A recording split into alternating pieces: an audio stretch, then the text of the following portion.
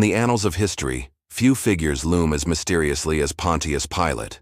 The Roman prefect's role in the crucifixion of Jesus Christ is a somber fact.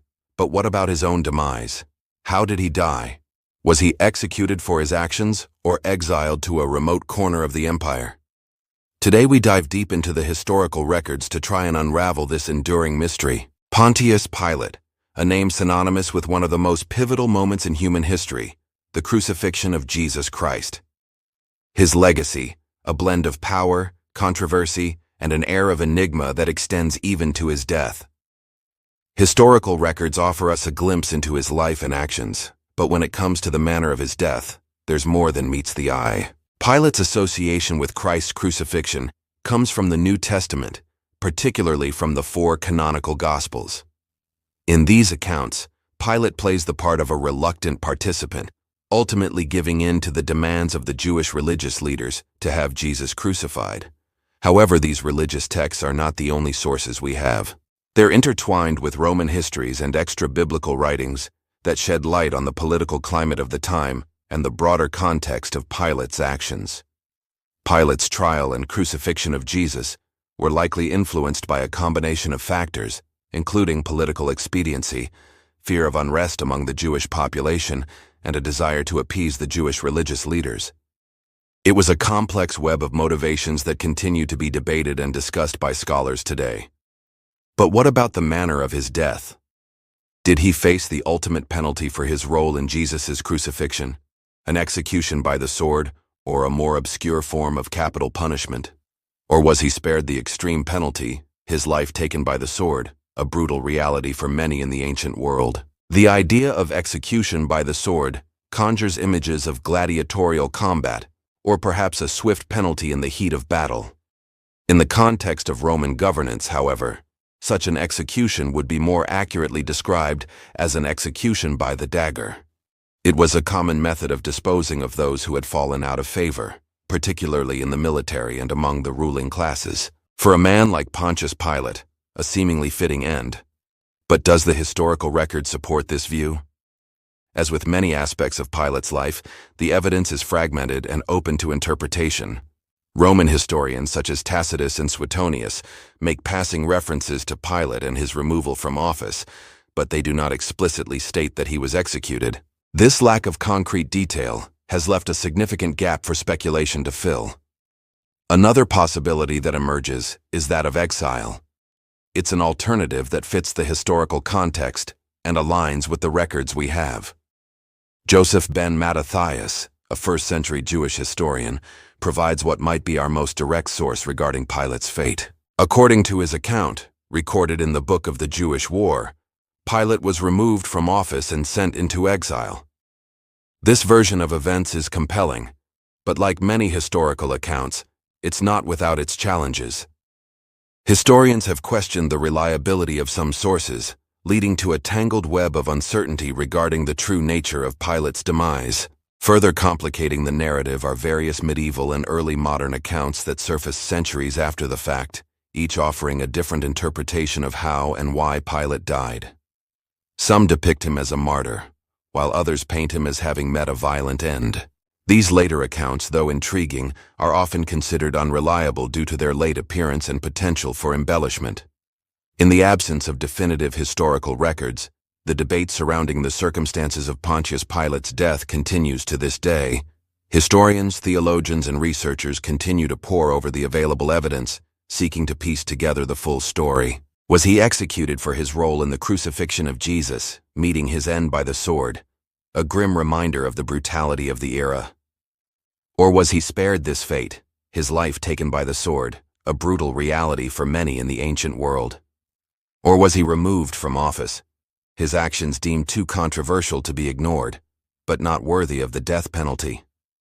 As we conclude our exploration of this historical puzzle, it's important to acknowledge the limitations of our knowledge. History, especially when it comes to figures like Pontius Pilate, is often more a tapestry of possibilities than a clear-cut narrative. We may never know with absolute certainty how Pontius Pilate died. The mystery is as much a part of his legacy as his infamous role in the crucifixion of Jesus Christ. Nevertheless, the quest to uncover the truth, to To delve into the historical records and sift through the various accounts is what makes the study of history so compelling. Each piece of evidence, each inscription, each medieval manuscript is a potential clue leading us closer to understanding the full scope of his life and times. Well, it's that time of year again when we remember the death of Jesus Christ, supposedly by crucifixion at the hands of the Romans. And one of the most enduring images from that event is not Jesus on the cross, but rather a man who is often seen as the ultimate bad guy of the story, Pontius Pilate. He is the Roman governor who, despite having doubts about the charges against Jesus, ultimately gives the order for his crucifixion. Pilate's role in Jesus' execution has remained one of the most controversial aspects of the story in popular culture. You can see him wrestling with his conscience in movies like The Greatest Story Ever Told, or the more recent, The Passion of the Christ. In some tellings, he is a reluctant agent of the system, while in others, he is an outright villain. But what does history tell us about how Pontius Pilate really handled this situation? And why do you think he came to the conclusion that he did? To answer these questions, let us start with a brief overview of who Pontius Pilate was and how he came to be in charge of Judea. Pontius Pilate was a Roman senator who served as the prefect, as governor, of the Roman province of Judea from around 26 to 37 CE. He was appointed to this position by the emperor, Tiberius, and oversaw the region during a turbulent time in Jewish history, which included multiple revolts against Roman rule. When he wasn't dealing with rebellions, he was trying to maintain good relations with the Jewish religious leaders. A tricky balancing act, since he didn't always seem to understand their customs and traditions. One example of this is recorded by the Jewish historian Josephus Flavius, who tells the story of Pilate executing a Jewish high priest named Caiaphas because he was incensed over the high priest dedicating a statue to an emperor and then putting up a banner with an image of the emperor on it in the temple. This action by Caligula would have been considered blasphemous by the Jews because it violated the second commandment, which forbade the worship of any graven image. In response to this outrage, Caligula ordered that all the Jews be put to death who were deemed to be responsible for this sacrilege, but backed down after the people made a massive stink about it. Josephus says that Pilate was actually out of town when this happened and had no part in the affair. But once he heard about it, he went to the temple to look at the statue and banner for himself, and it only added fuel to the fire. According to Josephus, he said, "Who is so bold as to bring this into contempt?" Then someone said it was Caiaphas, and immediately ordered that he be brought before him. So yeah, tensions were already high between the Jewish population and the Roman authorities before Jesus showed up. And of course, the Gospels also record the many instances of debate and disagreement between Jesus and the Jewish religious leaders. These stories showed Jesus clashing with the Pharisees and Sadducees over issues like religious laws and the proper way to worship God. It should also be noted that the Gospels were written many decades after the fact by people who were likely hostile towards the Jewish religious establishment. So take these stories with a grain of salt. In any case, Jesus' execution was the culmination of this already tense situation. And as far as the historical evidence goes, it seems like Pontius Pilate really didn't want to be in charge of it. The four Gospels all agree that Pilate found no fault in Jesus and even said, "I find no fault in this man." But he still handed Jesus over to be crucified. There are a couple ways to interpret this. On the one hand, we have to remember that historically, Roman governors were appointed by the emperor and were directly responsible to him. So if the emperor's representative says that someone should be executed, the governor doesn't really have much of an option but to do as he is told. This could explain why Pilate, despite finding no fault in Jesus, still gave the order for his crucifixion. He didn't really have much of a choice in the matter. On the other hand, though, we know that Pontius Pilate eventually came to regret his decision to execute Jesus, since he later had a dream about the whole thing and ended up washing his hands as a sign of his regret. Whether or not this story about the dream is true, it's possible that Pilate felt pressured by the Jewish religious leaders to go against his better judgment. Remember, they had already gotten rid of a high priest for basically disrespecting the emperor. And it's very likely that the same group was behind getting Jesus executed. So was Pontius Pilate really a bad guy? Not necessarily. He was simply a product of his time and place, a Roman official trying to do his job and keep the peace in a very volatile region. If anything, he should serve as a reminder that sometimes history's villains aren't villains at all, just ordinary people caught up in extraordinary circumstances. Thanks for watching. Pontius Pilate, the Roman governor who oversaw the crucifixion of Jesus Christ, comes across as a fairly unsympathetic character in the New Testament. He is portrayed as a brutal and unrelenting tyrant who had no problem sacrificing an innocent man to keep the peace. But did he really have such a bad rep? Or was he actually a decent guy who just made one very unfortunate decision? Well, it depends on what you read. You see, while the Gospels paint him as a scheming, unrepentant villain, other contemporary records portray him as a firm-minded leader with a strong emphasis on justice. And when we start to piece together the historical record, it becomes clear that Pontius Pilate was actually a pretty complex character, one who was capable of great cruelty, but also wrestling with serious doubts about his own authority. Pilate's most well-known action, of course, is his decision to crucify Jesus.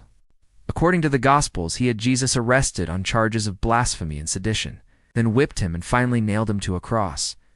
But despite this rather brutal summary, Pilate himself seems to have been conflicted about the whole affair. In fact, the only time he is shown speaking in the Bible, he makes it clear that he finds the whole thing rather ridiculous. Now, some may argue that this portrayal is simply a literary device used by the Gospel writers to make their characters look better. After all, if the one person who had the power to save Jesus could be so callous as to ignore his pleas, then it would make Jesus' followers look even more pathetic. But it turns out that this is actually a pretty accurate description of how Roman governors worked.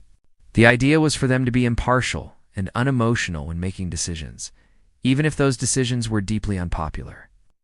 This is why, according to Roman historian Suetonius, when someone close to Augustus died and the emperor was overcome with grief, he had to be reminded that he was not a private citizen and could not show such weakness.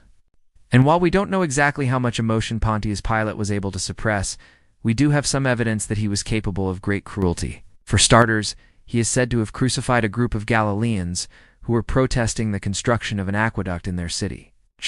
And shortly after that, he massacred a group of pilgrims who were on their way to a festival in Jerusalem. So it seems that while he might not have been comfortable with the whole Jesus situation, he wasn't above using extreme violence to maintain order. But perhaps the most troubling thing about Pilate is that he didn't seem to care at all about what people thought of him. Pilate's record has no shortage of accusations that he squandered public funds and lived an immoral life. And rather than trying to defend himself against these allegations, he apparently just shrugged and said, well, everyone else does it. In fact, he is said to have put the inscription, "Tiberius is my father," on some of his coins. Even though Augustus was actually his adoptive father, this was a deliberate act of hubris meant to bolster his ego and remind people that he was a member of the divine imperial family. And while that kind of attitude might seem insufferable, it was actually pretty common among Romans at the time. As historian Ronald Hutton explains, Romans saw themselves as being inherently superior to non-Romans, and they expected provincial governors like Pontius Pilate to uphold the standards of Rome with dignity and pride. So when Pilate was accused of misusing his authority and violating Roman customs while in Judea, he probably just saw it as another example of how the people there were hopelessly inferior to him. But while he may have been a brutal and insensitive ruler, he wasn't necessarily the sadistic monster that many Christians believe him to be. That's because outside of the Gospels, we have very little evidence that he showed any particular hatred towards Jews or Christians. In fact, in one inscription found at the excavation site of the ancient city of Sepphoris, Pilate is praised for restoring the roof of a building in the synagogue there. Maybe he wasn't so bad after all. After all, we should remember that the vast majority of what we know about him comes from people who wanted the reader to dislike him. So maybe Pontius Pilate deserves at least a little bit of sympathy. Thank you for watching. What happened to Pontius Pilate? Where is he now? How did he die? This is something that's been pondered by Christians for 2,000 years, and in fact, there are several different traditions about how this Roman governor met his demise.